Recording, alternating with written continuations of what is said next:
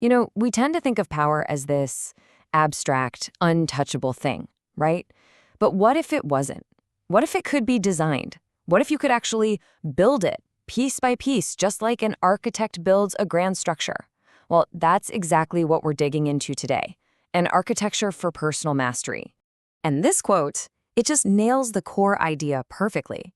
I mean, think about it. There's a huge difference between just being seen and being the source of the light itself. This whole framework is about learning how to generate your own power, not just stand around reflecting someone else's. So, the journey we're about to map out is a real transformation. It all starts with learning the rules of the game. You have to. But the end game, the ultimate goal, is to embody those principles so completely that you become the rule. Now, this isn't just a random collection of tips and tricks. No way. As you're about to see, we're looking at a very deliberate, three-tiered ascent. It's a system, a hierarchy, where each level builds directly on the one before it, taking you higher and higher toward true mastery. So, here's our roadmap for today. We're going to start with the foundation. This is all about your internal world, your mindset. From there, we'll move to the jewelry box, which is where we get into deploying external tactics. And finally, we'll ascend to the top tier, the crown jewels, the highest level of strategy, all focused on legacy and survival. All right, let's start at the most critical level, Tier 1. Because let's be honest, without a rock-solid foundation, any structure you try to build, no matter how beautiful, is eventually going to come crashing down. This is where the real work begins. Non-negotiable laws of personal sovereignty. That phrase is everything. The foundation isn't about some surface-level life hacks. It's about forging the core mastery, that inner steel that will support the entire empire you're building. Think of it as the internal operating system that dictates every single external move you make. And what's so fascinating is how practical these laws are. They aren't just abstract ideas. Take Law 1, screen like your life depends on it.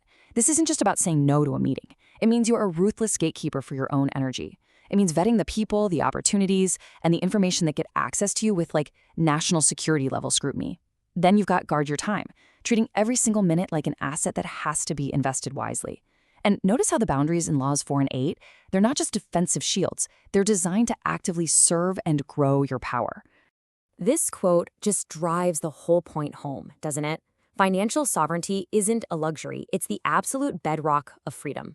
Being your own financier, your own strategist, and your own trustee.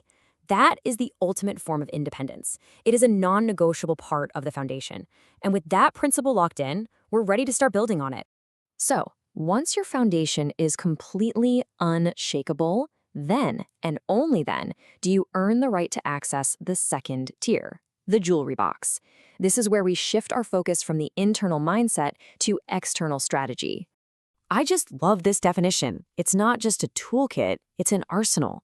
Think of these tactics as social spells and coded armor, tools designed for very specific effects. And the most important word on this entire slide? Deployment. These gems are not meant to sit in a box and look pretty. They're meant to be used with precision out in the real world.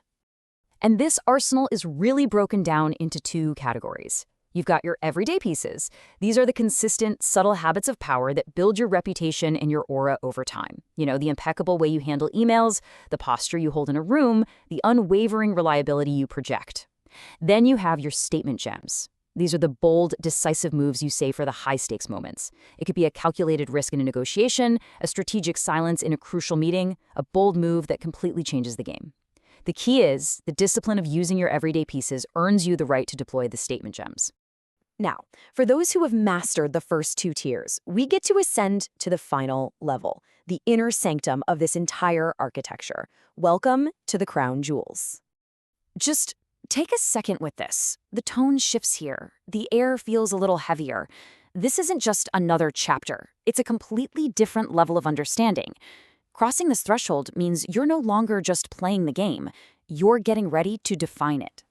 And pay close attention to the language here. Necessities for survival and empire. See, at this level, power is all about longevity. It's about myth building, crafting a legend of who you are that outlives you. It's about securing your exits, creating safe havens, and making sure your legacy is protected no matter what happens. So, what's the one single principle that ties this entire architecture together? Well, at this highest level, it all boils down to one core mandate. This is it. This is the central operating system. It's a non-negotiable demand to pre-frame every single interaction you have. Any delay in getting paid, in enforcing your boundaries, in establishing your authority, it's a critical failure. At this level, you don't wait for respect or power to be given to you, you establish it. Up, front. It is proactive, not reactive. It is the absolute rule of the game at this altitude. And so we end with this, a question that turns this entire architectural blueprint back on you. Because ultimately, power is about reclaiming your own narrative. So I'll ask you directly, what is the one belief that holds you back? Fill in that blank for yourself. And then ask yourself the second part of that question.